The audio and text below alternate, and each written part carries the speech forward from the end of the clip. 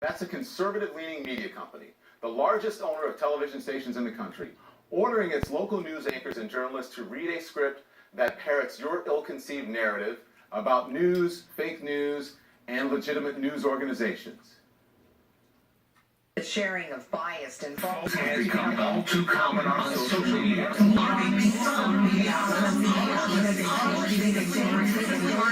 Checking facts first. Unfortunately, some members of the community use their platforms to push their own personal bias and agenda to control exactly what they people think. And this is extremely dangerous to our democracy.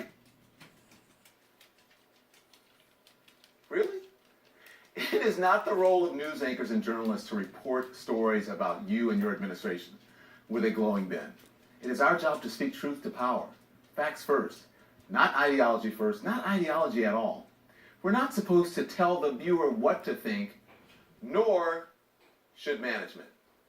But before we delve into this story even deeper just a little bit later on this evening, I want you, the viewer, to know a few things about Sinclair's connection to the Trump world, okay? So keep in mind, the TV stations, that's the broadcast element of this operation. Circa TV is their digital arm.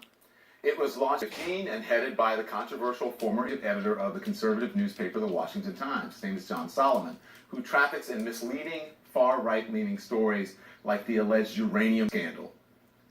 And during the election, the Trump campaign, this is according to Politico, struck a deal with the Sinclair Broadcasting Group to secure favorable coverage. Here's what happened. The report says that Jared Kushner admitted that the campaign agreed to give Sinclair more access to the candidate and the campaign if the company broadcasts their Trump interviews across the country without commentary, which means without scrutiny, without criticism, without fact checks.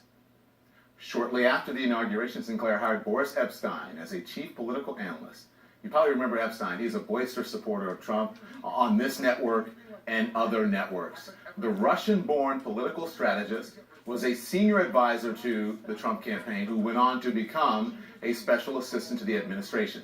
Sinclair now mandates that Epstein's commentary be run at least 9 times per week on all of its 193 stations across the country, 40% of the American households, and growing if a pending merger goes through. So what did the president do today after the Sinclair story blew up? He tweeted support, calling Sinclair superior to CNN and another news organization. Now that is fake news if I've ever heard it. So let's get to the real news now.